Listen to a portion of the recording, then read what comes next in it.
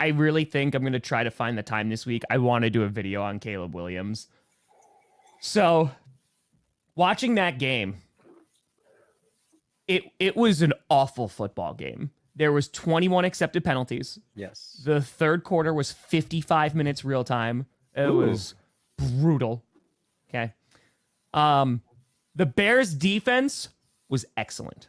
Bears defense was really, really good. They were getting pressure, right? Secondary was playing well. They were getting after him. And again, this is what we saw last year. Montez Sweat comes in. Eberflus is a defensive guy.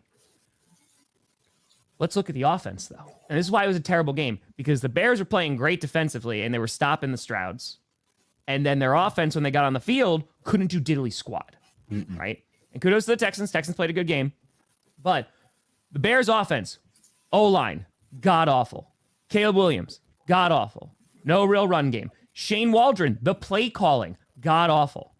Like, everything was going wrong. And I mentioned this before. I mentioned this last night. Their defense, that's their identity usually, right? It's a strong defense, good run game, etc. That's been the Chicago Bears for like ever. But because they've invested so much in the offense, there is now an extreme amount of pressure, especially Caleb Williams and all the hype that he had coming into it, that he's got to perform. It's 2 weeks in. He is struggling. Don't get me wrong. He is not playing well.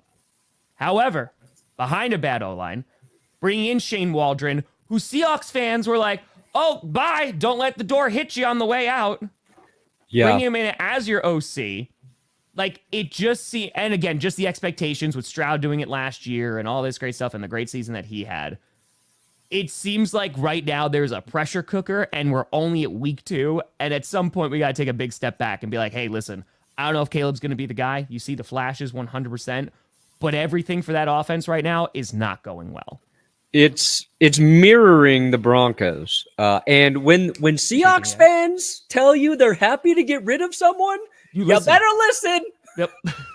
You better listen, everybody, because they told me with Russ. And I said, you guys are the idiots. Look at me now. Williams, 2 picks. Bo Nix, 2 picks. Bo did have some more passing yards. But then you go and you look at the run game, and that's what's killing, I think, Caleb and Bo Nix right now. They bring in DeAndre Swift. That ain't working. What 1.3? What did I say Javonte had? 1.5 yards? Yeah. Then, Khalil Herbert did have the touchdown run there, but like 14?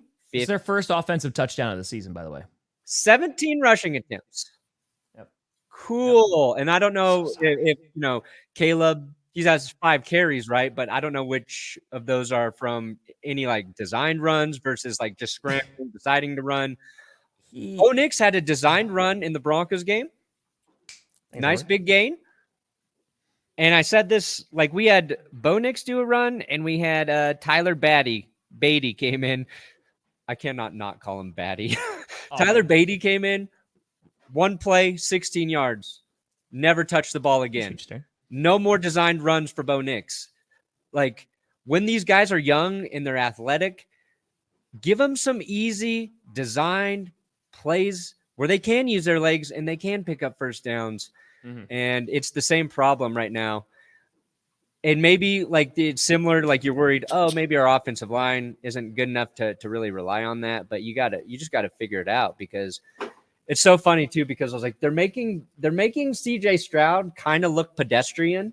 And for CJ Stroud, pedestrian is 260 yards and 1 touchdown, no turnovers. Like, I would kill for that right now. You would, yeah.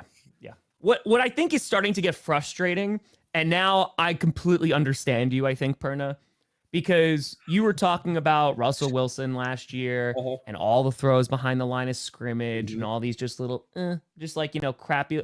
I feel I have watched that now with several different offenses. I saw it with the Browns last week, right? I saw it with the Bears last night. And you're starting to see like these teams, they know they can't push the ball down the field. And it's just, I know you put out a video, got 300,000 views too, about like the swift death of the passing game. Yeah. And dude, like you are seeing it in the NFL. If you don't have it, like a lot of offensive minded folks are saying, nope, we're just going to take what's given to us. We're just going to take the short, intermediate stuff. You just better be able to run the ball, or if you are blessed enough to be able to toss it downfield, But right now, a lot of teams are not. A lot of teams are not. Yeah, Unlike Justin Jefferson, who gets a 97-yard freaking touchdown. I'm trying to find the guy who tweeted it because week 1 the passing touchdowns were down. We're at like a low from just a few years ago, and it didn't get any better week 2. Passing touchdowns are they're even fewer now after this whole weekend of games, and I thought about like the video. I always think of like some really good points I should have made in the video, a day or two later. Of course. It's just how it goes. Teams still throw a good amount. They're throwing the football a lot.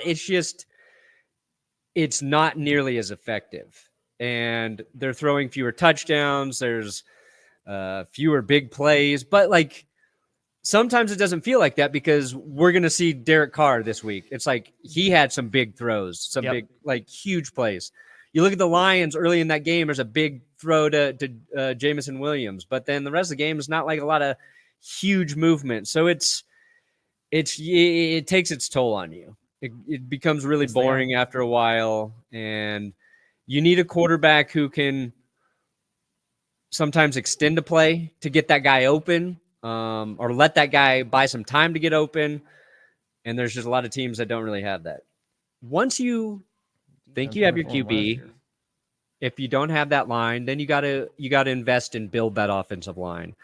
And it's not the easiest thing to do either, right? Like finding quarterbacks is tough. I think finding young offensive line talent is tricky too because of the way college football's played. So, you can be patient to your point with the Bears. You can give them a chance to hopefully build and maybe invest in their O-line this offseason, or maybe this line kind of comes together and they know, oh, we just need a guard or a one tackle or whatever versus like, oh, fuck, everything feels bad. And the Saints, well, we're not really talking about the reason the Saints look really good right now is their offensive line is playing tremendous football. Like Derek Carr has time to throw. He's stepping up into clean pockets.